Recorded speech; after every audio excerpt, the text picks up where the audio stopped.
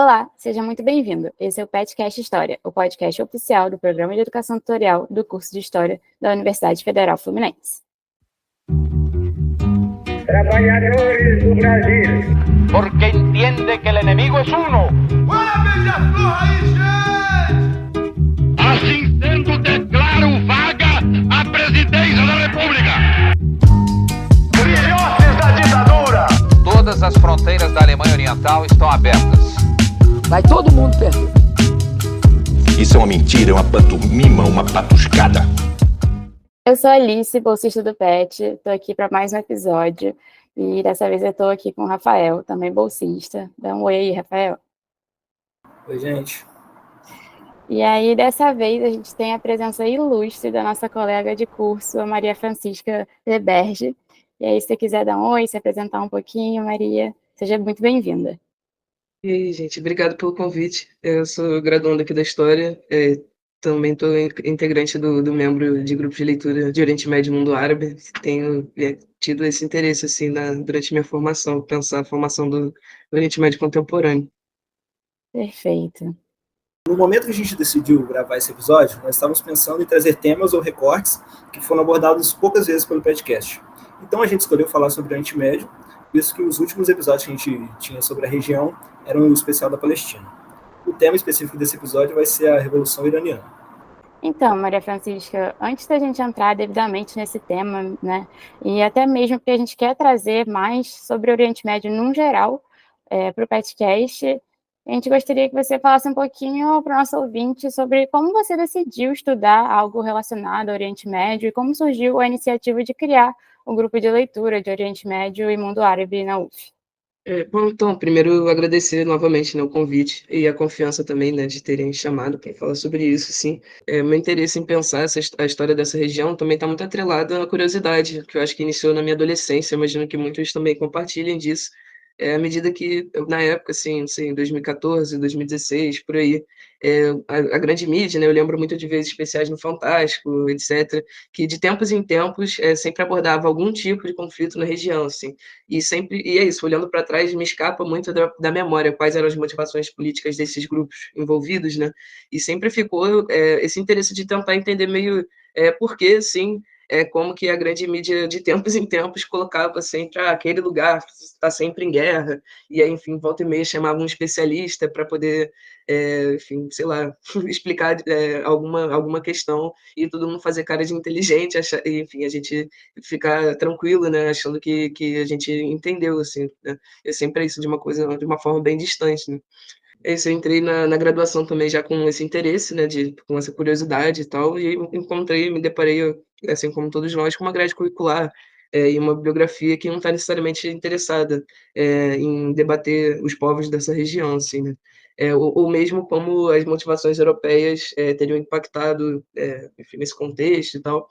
E agora eu acho que é isso, sempre pensando a partir de uma outra ótica, né. E aí eu acho que a fundação desse grupo, por exemplo, tem muito a ver com, o interesse que eu e outros colegas tínhamos em discutir, e a gente decidiu, enfim, se reunir quinzenalmente, pra poder sempre escolhendo algum texto de algum tema que está relacionado à região, aos povos da região, eh, enfim, se reunindo quinzenalmente para poder discutir isso e tal. Isso foi em fevereiro de 2023, e desde então a gente tem feito isso, assim. Aí eu acho que foi algo que motivou, assim, o meu próprio interesse, né, em conseguir, enfim, desenvolver a pesquisa, né, desde então consegui também desenvolver, estou agora atuando na iniciação científica, né, para pensar um agente formulador da política britânicas no Oriente Médio durante a Primeira Guerra Mundial, que foi o Mark Sykes, enfim. E eu vejo também que outros colegas que integraram o grupo também têm conseguido pensar nessas questões também e levar isso para frente, né, para a própria formação. E aí, acho que é isso, assim, já foram mais de 16 encontros. A gente fez alguns eventos abertos também, algumas atividades meio que de leitura de formação com outros, com professores mesmo, com outros pesquisadores, e é isso. Inclusive o grupo ele é aberto, né, e caso alguém tenha interesse em participar, inclusive de fora da UF, está mais que bem-vindo. Obrigado pela resposta, Maria. agora, para a gente começar a falar sobre o Irã, quais são os elementos importantes que a gente deve ter em mente para reconstruir o período imediatamente anterior à Revolução de 79? Bom, eu acho que o evento, né, da Revolução Iraniana, né, como você mesmo indicou na pergunta, ele tem que ser, né, compreendido dentro de um contexto maior de disputas políticas na região que não se iniciam em 79, né? Um histórico das décadas anteriores do país em perspectiva, né? E aí, eu acho que é bacana falar assim, no Oriente Médio, não à toa, é um dos pontos nervosos das disputas interimperialistas ainda hoje, né? Tem um poeta palestino, Ghassan Kanafani, que ele chama o Oriente Médio de o coração do mundo, justamente pensando o papel e a centralidade que a região tem para o funcionamento do capitalismo mundial, né, contemporâneo. É, quando foi estabelecida a primazia do petróleo, né, como uma commodity política, como conceituou um grande literário árabe, que é o Abdelrahman Munif, o Irã, né, nesse contexto, que é hoje o quarto maior produtor de petróleo na região, né, ele se destaca no jogo do capitalismo mundial, sobretudo a partir da década de 50, em que a gente vê uma aproximação, um aprofundamento das relações econômicas e políticas do Irã e dos Estados Unidos em relação ao uso do petróleo. Esse entendimento do comércio do petróleo como fio condutor da história política iraniana é interessante. Porque foi justamente porque nesse país que em 1909 foi fundada a Anglo-Persian Oil Company, que foi a primeira companhia, né, que foi Anglo-Persa, né, mas é isso, o Anglo, o persa, tipo, o nome é Anglo-Persa, mas na verdade a participação iraniana nesse processo era só no nome, assim, né? Enfim, foi a primeira companhia a explorar as reservas petrolíferas do Oriente Médio, né? Enfim, pesquisadores europeus, financiados pelo capital europeu, etc., após enfim, essa fundação, isso ainda no século anterior, mas, enfim, essa empresa é fundada após a descoberta de um campo grande de petróleo em Majed Soleiman, lá no Irã, assim. E aí é claro que essa também não é a única abordagem para a gente contar essa história, assim. Eu acho que a gente também tem que evitar cair em uma simplificação, né, dessa, enfim, nem tudo é uma narrativa linear, então, enfim, com todos os elementos dados, assim, né? Mas eu acho que é uma abordagem possível e eu acho que destaca alguns momentos chaves para a gente pensar o caldo político que vai levar à Revolução de 79, né? O Munif, que é esse que é conhecido como um literário, assim, né? Mas eu também um economista árabe, que ele se destacou muito para a produção literária. Em especial, tem um livro chamado, que chamam de petroficção, que eu acho bem interessante esse termo também, que é Cidades de Sal, que foi publicado em 84. E ao longo da produção, né, de sua produção, ele faz uma conceituação interessante do petróleo como uma commodity política, né, que é isso que eu tinha comentado, para entender as relações do Oriente Médio e dos Estados Unidos.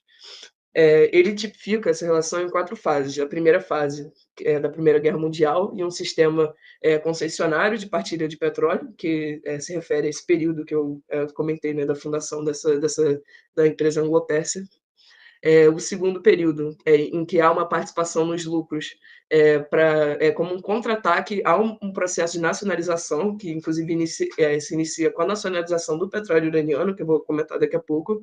A terceira fase, que é de nacionalização, choque do petróleo, e agora um contra-ataque imperialista. E a quarta fase, enfim, o paradigma estadunidense, que, enfim, na época que ele publica e vai trabalhar com isso, que enfim, era o contexto da época, assim, né?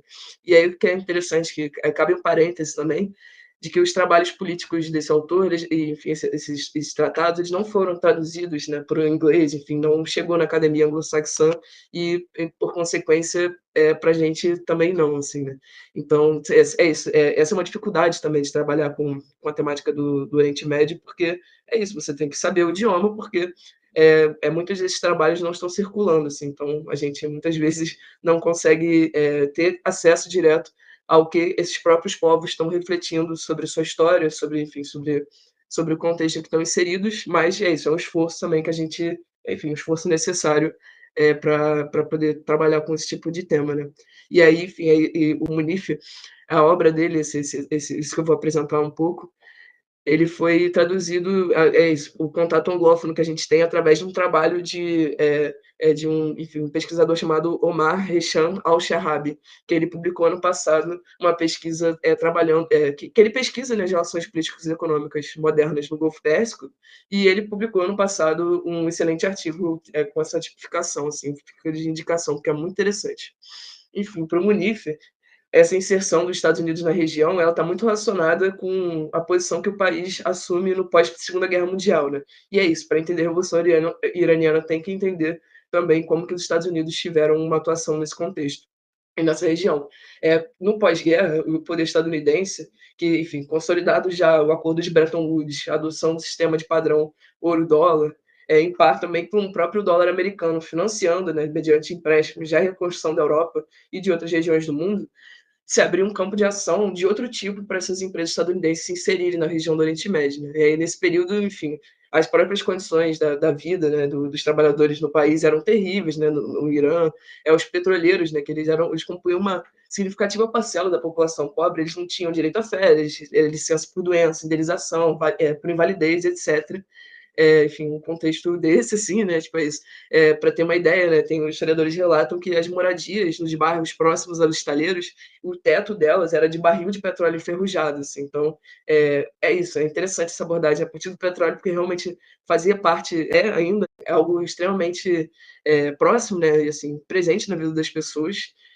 E, diante desse cenário, né, a principal reivindicação da galera era o aumento do país na participação dos lucros, porque na época era de 16%, por isso que eu falei que o nome da empresa só tinha Irã no nome, assim, né, porque 16% dos lucros, sendo que o petróleo era produzido no país, e eles queriam aumentar para 56%.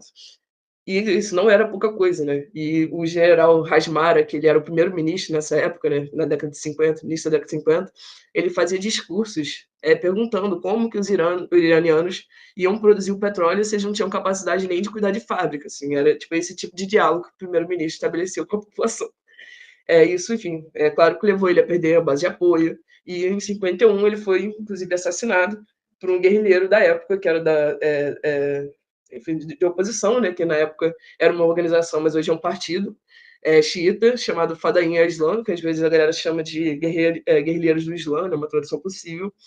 E com o assassinato desse general, que era o primeiro-ministro, abriu possibilidade para um outro agente político iraniano fundamental para entender esse período, ter uma maior projeção, que era o Mohammad Mossadegh.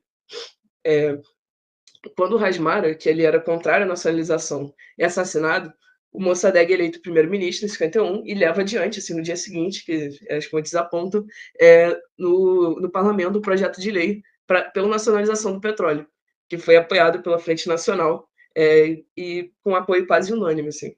Com a aprovação desse projeto, que agora se torna lei, né, os ingleses eles se retiram do país e é fundada a primeira empresa nacionalizada de petróleo nas terras produtoras do mundo.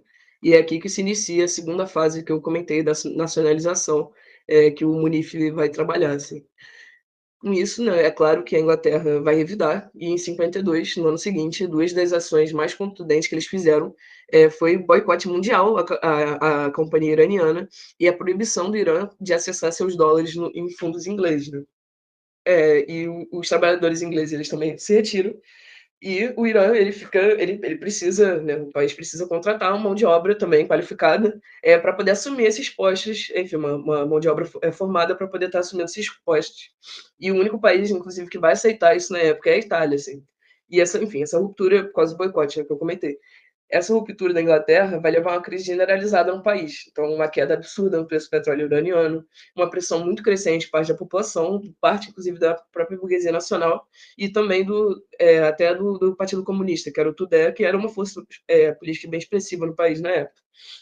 E aí, enquanto isso, o Churchill e o Eisenhower, né, pelos Estados Unidos, eles estavam buscando soluções para esse problema, porque, enfim, é isso, assim que o jogo do capitalismo mundial também é isso, né? Se um dos maiores produtores de petróleo está tendo uma queda absurda de preço, isso vai afetar e já está afetando também no outro lado do mundo, assim, né? Enfim, no final das contas, o diretor da CIA liberou $1 milhão para depor a qualquer custo, nas palavras do próprio diretor da CIA, o primeiro-ministro iraniano. $1 milhão custou para derrubar o Mossadegh. E aí, em 18 de agosto de 53, a CIA e o Serviço Secreto de Inteligência Britânico, eles vão articular um golpe militar no Irã, apoiado pelas elites locais, em defesa dos próprios interesses comerciais na região. Né? Esse processo ficou conhecido como Operação Ajax, e é isso, posteriormente conhecida, né, pelo grande público. E depois, o Mossadegh, articulando uma verdadeira mudança de regime no país. O Irã ele vai de uma monarquia constitucional para uma monarquia com um parlamento esvaziado e protegido por uma polícia política sanguinária, que foi a SAVAK, fundada em 57, que foi tão cruel que até o próprio Pinochet, né, tipo o Oswaldo Cogiola, que, enfim, também pesquisa o tema, né, trabalhou com o tema em diversos trabalhos, ele vai apontar que a SAVAK ela ajudou a treinar as tropas do Pinochet, que aprenderam a torturar, métodos de tortura com a SAVAK, né? Então, enfim, essas coisas também estão sempre articuladas, né? E é isso. Agora, só em 2013 é que a CIA reconheceu publicamente a participação no golpe e o SIS, né, o Sistema de Inteligência inglês, ainda não reconheceu. Esse golpe ele foi uma verdadeira mudança de paradigma, assim, não só na região como no mundo, porque foi o primeiro golpe de deposição de regime articulado e financiado pela CIA diretamente. Assim. A partir dele foi feito um manual de deposição de líderes, né, eleitos democraticamente no mundo inteiro, como foi o golpe 64 aqui no Brasil. Existe um fio condutor dessas experiências, assim, né? Enfim. O Mossadegh foi preso, ele foi julgado e condenado por traição pelo Tribunal Militar do Shah Reza Pahlavi, e em 21 de dezembro de 53 ele foi condenado à prisão domiciliar para o resto da sua vida. Né? Os partidários, enfim, a galera da oposição a esse movimento, eles foram presos, foram torturados, foram executados, e o Shah ele nomeou o seu substituto e ficou no poder até 79, né? Conduzindo um governo fantoche dos Estados Unidos na região.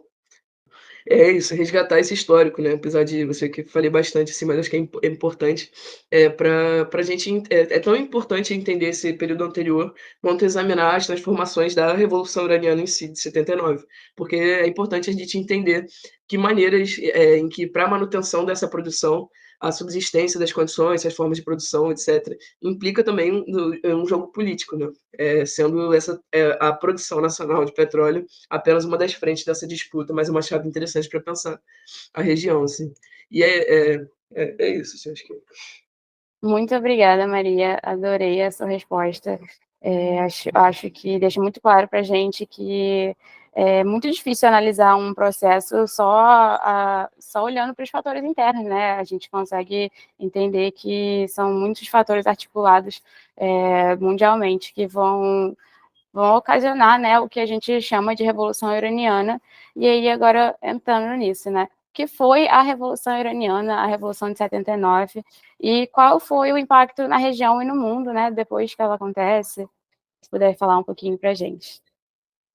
Claro, assim, mais objetivamente, né, essa revolução foi um processo que a historiografia aponta que durou cerca de um ano, assim, e resultou na queda do regime autocrático do Shah Reza Pahlavi, que eu havia comentado, e esse governo fantástico dos Estados Unidos, né. Essa revolução, ela representou também a eclosão de décadas de um domínio imperialista francês, britânico e, mais recentemente, estadunidense, e a superação de diversas contradições que isso implicou na formação do Irã contemporâneo, né? Sobretudo no que tange a questão da terra e da mão de ferro, que era a polícia política do Shah, que é a SAVAK, né? Sanguinária, assim. A queda desse regime e da dinastia Pahlavi foi sucedida por uma república islâmica capitaneada pelos clérigos xiitas, né? Que ainda, enfim, esse molde ainda é o molde que organiza enfim, o sistema político iraniano. Só que é isso, entre o golpe de Mossadegh e a Revolução Iraniana, a CIA, os Estados Unidos, etc., eles continuavam atuando na região, né? Inclusive eles mudaram a própria sede da CIA para a sede enfim, da região para o Irã. E continuaram atuando ali, e, por exemplo, isso envolvia o treinamento da SAVAK, né, essa polícia, levando centenas de agentes para treinar na Virgínia, nos Estados Unidos.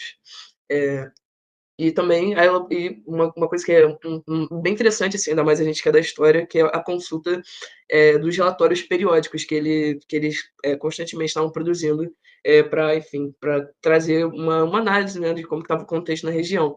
E até uma coisa bem interessante, assim, porque 5 meses antes da Revolução, o relatório produzido pelo representante da CIA, ele aponta e afirma, assim, contundentemente, que o Irã ele não estava nem em uma situação pré-revolucionária, nem em uma situação revolucionária. E aí é isso, né? 5 meses depois, você tem o início desse processo que transformou definitivamente o contexto da região, assim, né?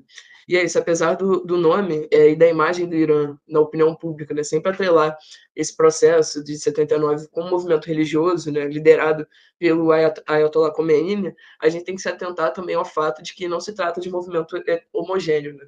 E é importante a gente entender isso. Assim, né? Existia, por exemplo, um setor radicalizado que era liderado por as três maiores forças de esquerda no Irã na época, que era o Partido Comunista Iraniano, né, o TUDE, que eu havia comentado, tinha a guerrilha marxista também, Fedain Kalk, e a guerrilha islâmica, os Mujahedin,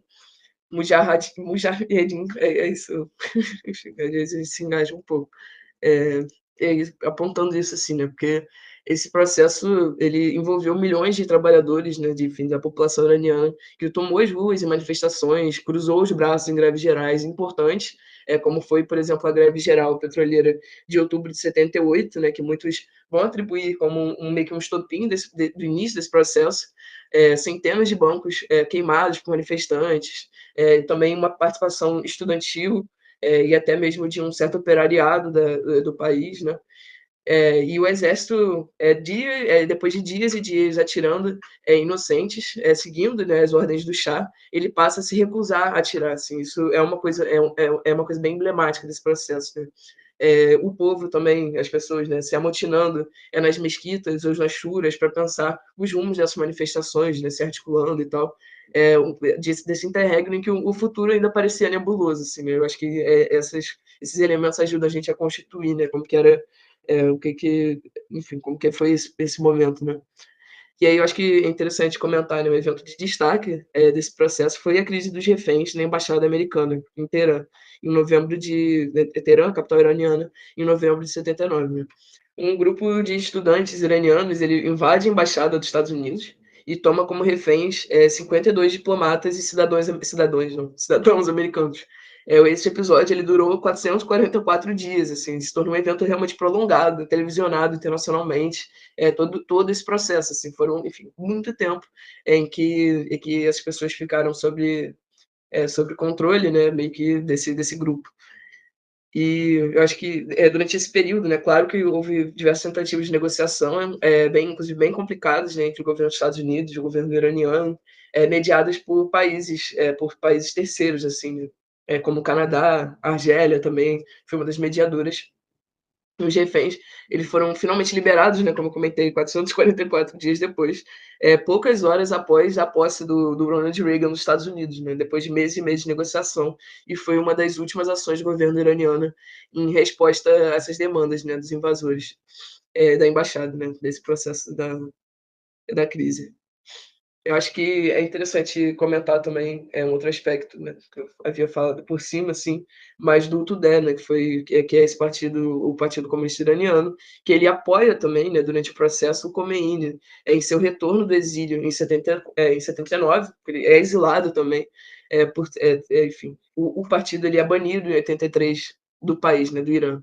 Após a vitória de Khomeini, enfim, desse grupo, né, que meio que hegemoniza os rumos da Revolução de 79, porque não estava 100% dado, assim, o Khomeini, ele primeiro se preocupa isso, né, em meio que impedir e enfraquecer, né, essa esquerda organizada de qualquer influência significativa nesse estado pós-revolução. Né. Mais tarde, expurga o partido da vida política iraniana, jogando a oposição na clandestinidade desde o princípio. Assim. E eu acho que é de destaque que a própria CIA estava articulando isso, né, com esse Estado pós-revolucionário, assim, porque eles temiam a volta do TUDE e como isso implicaria, né, no próprio jogo político maior assim, na região. Né. Existe também uma crença, assim, né, que eu acho que talvez o senso comum em que, enfim, que o Oriente Médio seria uma região em que não teria, talvez uma articulação de esquerda, assim, né, como se fosse água e óleo, assim, né, enfim, pensar, sei lá, esses projetos políticos muito atrelados a uma perspectiva, assim, simplificando muito, mas eu acho que é uma coisa que está, enfim, no imaginário, assim, ateísta, assim, e também simplificando muito, o Oriente Médio sendo esse bloco vinculado ao islamismo, assim, né? E até é interessante falar que não é a região majoritária do Oriente Médio, né? Não é a religião quantitativamente, né, majoritária na região, enfim. E aí eu acho que, enfim, a gente cria essa ideia, assim, né? Mas poxa, na década de 70, que foi um período, foi justamente esse período que a gente está trabalhando, os 3 maiores partidos comunistas, por exemplo, do mundo, fora da União Soviética, estavam em países de maioria muçulmana, assim. E aí é isso, essa articulação, né, da CIA é interessante, porque eles alegam, né, no relatório que o partido iria aguardar o momento certo parar para um dia, talvez com a morte de Khomeini, poder, enfim, se articular e desafiar o regime, e ter alguma chance de sucesso, né, por parte deles, assim. Então é isso, aí eles vão optar por ajudar o governo do Khomeini na repressão à esquerda. E é isso, assim, eu realmente é muito interessante dar uma olhada nesses relatórios, assim, que aí está tudo disponível na internet, assim, o próprio site da CIA tem essas coisas, assim, então é bem interessante trabalhar com essa leitura. Enfim, a queda do Shah, ele vai representar, então, uma derrota parcial importante para o imperialismo estadunidense na região, que se vê também sem uma das suas peças centrais para articulação, assim. Diante disso também, eu acho que é possível a gente fazer esse diálogo, né, com o próprio papel que Israel passa a ter ainda mais como um protetorado estadunidense na região, né, para, enfim, conseguir garantir uma certa hegemonia, etc., que é o que a gente vê, enfim, até hoje, assim, esse é o paradigma, né? E aí eu acho que enfim, assim, eu acho que um aspecto importante para se comentar assim sobre o impacto pós-revolução de 79 também foi a guerra do Irã e Iraque, que é uma guerra que começa justamente com os iraquianos invadindo o território iraniano em setembro de 80, né, de 1980, que são apoiados e financiados pelos Estados Unidos, mais potência imperialista, para justamente enfraquecer o regime do Khomeini, e isso, enfim, essa guerra, ela impactou profundamente, assim, né, no controle de terras da região, de recursos, e eu acho que ainda hoje, assim, a gente ainda vê as consequências dessa empreitada no jogo político e nas articulações posteriores, assim, eu acho que interessante colocar, até porque a gente acho que fica muito assim a ideia de que na verdade foi o Irã que invadiu o Iraque, assim, mas não foi isso que aconteceu, assim, eu acho que é importante destacar isso, assim. Acho que falaria comentaria essas coisas, assim, pensar esse impacto da revolução, né, o que foi o período, etc. Obrigado de novo pela resposta, Maria. Agora, aproveitando o gancho que você deixou sobre essa questão política, como você tinha falado no começo também, a região do Oriente Médio, o que a gente ouve muitas vezes, é que foi o palco de muitos conflitos políticos, muitos conflitos étnicos, às vezes, durante o século XX, e esses conflitos que se arrastam até hoje, como o exemplo do mais que está agora no noticiário, que é o de Israel e Palestina. Mas também você apontou outras questões, como a questão da dinâmica do petróleo e as questões da expansão imperialista europeia, né? Além disso, a gente ouve muito falar também que as alianças de poder na região do Oriente Médio passam por essa divisão entre os xiitas e os sunitas. E o Irã, com a adoção desse regime xiita, ele tem uma importância grande na região. Então, para resumir a pergunta, não ficar muito grande, de que forma essas transformações sociais, políticas e religiosas que se passaram durante a Revolução Iraniana impactam ainda hoje o cenário da região? Eu achei bem interessante esse aspecto, né? Porque é inegável que a divisão entre os sunitas e xiitas é um elemento muito importante para entender, enfim, esses elementos que constituem a prática do Islã, assim, né? Como que esses grupos se articulam, né, na região, assim. Isso, não é o único elemento, né? Mas antes de entrar mais nessa questão, eu acho que é interessante falar um pouco, né, sobre esses dois grupos, assim, né? Aquele antropólogo importante, né, que vai trabalhar consolidando muito bem o conceito de etnicidade ele vai, enfim, o Frederic Barthes, ele vai conceituar, assim, entender, interpretar que os grupos, né, as religiões também se definem não apenas pelo que eles pensam de si mesmos, né, mas sobretudo definindo fronteiras, ou seja, compreendendo o outro dentro de um grupo maior, assim. Então é sempre de uma forma relacional. Então é isso, eu sou sunita porque eu também não sou xiita, assim, isso é um aspecto importante, né. Eu acho que nessa questão dos sunitas e dos xiitas, acho que é importante também destacar que esses são os 2 maiores grupos dentro do Islã, mas eles não são os únicos, né. E aí, eu acho que sobre isso, assim, existem elementos que os diferenciam, mas é importante a gente entender que existe uma tradição, assim, que é o que constitui a doutrina muçulmana, assim, né? Porque que os sunitas e os xiitas são também estão dentro de um grupo maior praticantes do islamismo, né? Eles não, enfim, existe esse vínculo, né? E esse vínculo é justamente a tradição. E aí, enfim, são 5 pilares, assim, acho que eu vou comentar alguns desses aspectos rapidamente, né? Que se trata também de reconhecer o Alcorão como um diálogo entre Deus e a humanidade, reconhecer Alá, Maomé como um profeta fundamental, principal. Se trata também de rituais comuns, como a reza, né, a peregrinação, a Hajj, a Shahada, o Ramadã, etc. Alguns são esses rituais comuns. Mas é isso, aí, enfim, um grupo pode praticar outros também, ou pode reconhecer, além do Alcorão, também reconhecer um outro texto de literatura sagrada, etc. E é isso, além dessa tradição, a distinção está muito ligada a uma questão sucessória, né? Após a morte do profeta, do Maomé. E essas posições foram formadas bem lá atrás mesmo, no momento da morte do profeta, assim, ainda que vão se articular de forma mais delimitada, assim, como esses grupos praticantes dentro da religião, de forma posteriormente, assim, né? Mas é uma disputa que ocorre no momento da morte do Maomé.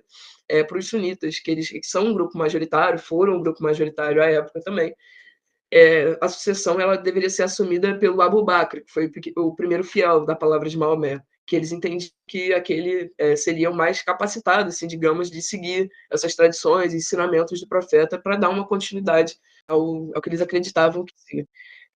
Para os xiitas, o estreitamento com o ensinamento de Maomé, ele estaria muito nas mãos do primo de Maomé, que, enfim, também seu genro, que era o Ali, que é isso, seria esse vínculo sanguíneo, assim, né? Foi um grupo mais minoritário, né, como eu comentei, mas é isso, hoje a República Iraniana é organizada a partir de uma maioria xiita, assim, né? Que é importante colocar.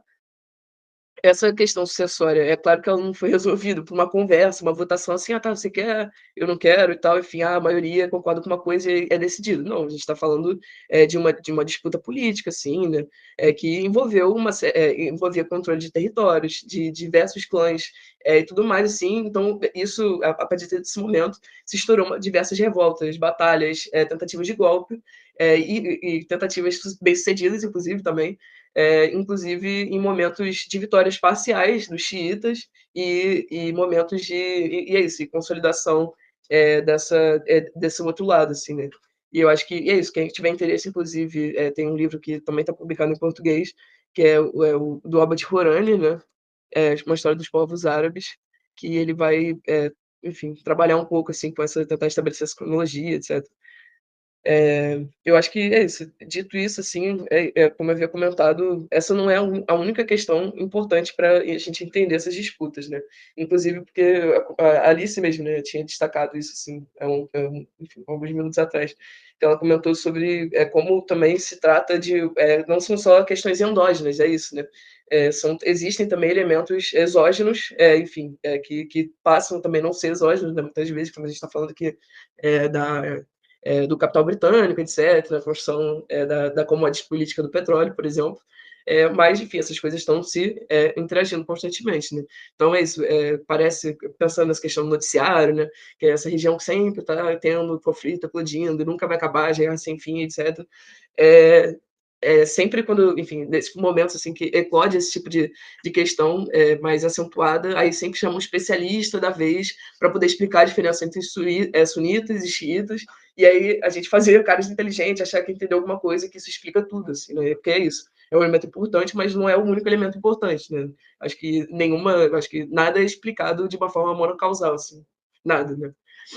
Então é isso, acho que é muito fruto também de uma narrativa 100% consolidada, que é a narrativa ocidental, de que para existir o Ocidente, a gente precisa ocultar a possibilidade, né, de que tudo que se aplica ao Ocidente também se aplica ao Oriente. Então é claro que, assim como nós, enfim, tem essa discussão também, não sei, mas enfim, assim como no Ocidente, as pessoas que não estão no Ocidente também estão se articulando politicamente, também tem disputas, também tem projetos políticos antagônicos, enfim, tudo se aplica, enfim, é assim que funciona, né, gente? Nós somos atores políticos, agentes históricos, e a gente está construindo isso enfim, qualquer que seja isso, né, qualquer que seja o período, de uma forma semelhante, assim, né. Tem um sociólogo chamado José Henrique Bortolucci, que ele usa uma expressão bem interessante, que ele meio que ironiza, assim, falando que parece que a forma como a gente vai trabalhar com as agências históricas no Oriente Médio é como se fosse um pecado original da revelação divina ao Maomé que condiciona todo o futuro, assim. E aí eu acho que é isso, assim, a gente sempre trabalha com a perspectiva de que tudo que acontece no Oriente Médio, de certa forma, transcende a história, assim, né? Que a gente. E é isso, se não é passível de compreensão pela ciência histórica, nenhuma dinâmica social e afins vai se aplicar, né? Como estava comentando, os projetos políticos heterogêneos de populações, a luta de classes, as agências, etc., é tudo planificado nesse processo, né? Então, é muito comum as análises se adensarem nas dinâmicas políticas europeias e ir amansando de forma pragmática nessa contraparte, assim, né? E é isso, as pessoas sempre citadas na terceira pessoa do plural. O Albert Memmi, que era enfim, intelectual tunisiano, ele chama da marca do plural. Então ele fala assim, é isso, é sempre a terceira pessoa. Os árabes, os muçulmanos, os tunisianos, os iranianos, etc. É um afogamento nesse coletivo anônimo, assim. E é isso, isso nos escapa, assim, a gente estava até discutindo no grupo, né, do grupo de leitura de Oriente Médio e Mundo Árabe recentemente, sobre o processo da Primavera Árabe, que, claro, se distingue profundamente aqui do tema da nossa discussão de hoje, mas é interessante porque se criou uma narrativa também de que é isso, você teve a Primavera Árabe, né, que inclusive o próprio nome se assemelha à Primavera dos Povos, né, uma coisa bem complicada, e a narrativa é essa, assim, teve a Primavera Árabe, e aí esses países eles se libertaram das amarras tradicionais, né, enfim, finalmente se modernizaram, e agora está tudo bem, né? E essa narrativa, assim, é sempre a gente não resguarda a dinâmica política do Oriente Médio uma não previsibilidade, né? Então, é isso, a gente, enfim, se cria essa ideia de que tudo tem uma narrativa previsível, linear, que é isso, a gente não resguarda eles o direito, não dá a eles o direito de complexidade, né? Como a gente nos permite ser complexos, né? É isso. Permitam que esses povos também sejam complexos, né? Em suas dinâmicas, etc. E é isso, né? Enfim, rapidamente assim, sobre a questão da Primavera Árabe, que eu acho que é interessante, que é isso, foram 20 países envolvidos, e isso não é um elemento importante para a gente pensar as dinâmicas políticas, assim, isso não faz parte assim, não está no cardápio, assim, sabe? Não é uma questão, simplesmente. E foram 20 países que passaram por esse processo, enfim, cada um de uma forma distinta, e, enfim, é isso, semana o Julian Assange, ele fez o acordo e está livre, etc. E a Primavera Árabe se inicia justamente com o processo do Wikileaks, que é isso, que vazou diversas questões de corrupção, o governo tunisiano na época e tal, se inicia o processo por lá, e a gente não está gastando uma linha, assim, de qualquer análise sobre o que foi o processo Wikileaks, o próprio, enfim, a libertação da Assange e tal, para discutir como que isso impacta na região agora, assim, né? Então é isso, a gente só lembra também de falar quando escuta barulho de bomba, etc, e é isso, e elas continuam caindo, inclusive, né? Mas é isso, assim, eu acho que fica, talvez, a gente pensar ter essa reflexão mesmo, assim, sobre esse direito à complexidade, assim, na nossa produção também, na história, enfim, nas nossas pesquisas, etc., na graduação, né? Acho que é isso. Maria, foi incrível essa resposta, eu adorei. Eu acho que fica essa mensagem para a gente, inclusive, né, trazer outros aspectos do mundo árabe, do Oriente Médio para os próximos episódios. A gente não vai falar só sobre guerra, assim como você disse. E eu fico muito feliz de ter tido você aqui. A gente confia muito no seu trabalho, nos seus estudos. A gente vê você se dedicando muito a tudo que se faz na UF. E agradecer mais uma vez. E agora fica o espaço, se você quiser indicar alguma coisa, fazer algum convite para algum evento, divulgar suas redes, você é artista, se você quiser divulgar seus produtos, fica à vontade. Pô, obrigado. Assim, indicar, assim, convidar todo mundo que quiser construir o grupo de leitura de Oriente Médio e Mundo Árabe. Isso, é um grupo, a gente se articula pelo WhatsApp mesmo, assim, é aberto, tem diversas indicações. A gente criou uma biblioteca também, meio que do grupo, catalogada por tema, por país, por período histórico, etc. Então, a gente está construindo uma bibliografia para a gente, enfim, se armar também e poder construir as nossas pesquisas, né? E aí, é isso, no próximo encontro a gente deve ler alguma coisa de literatura também, que é uma coisa nova, mas acho que vai ser interessante. E eu acho que é isso, assim, quem tiver interesse é só, eu não sei, talvez mandar mensagem pro pessoal do PET, ou enfim, se quiser procurar, me procurar também, meu e-mail é mfrancisca@id.uf.br, e aí eu consigo enviar direitinho o link e tal, e fazer esse contato. É isso, obrigadão pelo convite, eu acho que é muito maneiro, o projeto do podcast também é muito importante, muito bacana, eu sempre gosto de ouvir e poder escutar também o que está sendo pesquisado na nossa universidade, assim, né, o que os nossos colegas, as questões estão norteando, enfim, essa estadia nossa, né, que é curta, mas que, enfim, a gente dá para pensar bastante, né? Eu acho que é isso. Parabéns, gente. Obrigada, Maria. E agora eu gostaria de lembrar ao nosso ouvinte para seguir a gente nas redes sociais. No Instagram a gente está como @PetHistoriaUF, no Twitter como @PetHistoria, no Facebook como PetHistoriaUF Niterói e também estamos no YouTube como PetHistoriaUF. Agora para os créditos. Apresentação e roteiro por Alice Dias e Rafael Valero, edição Geisa Gomes e revisão por Giovana Teperini.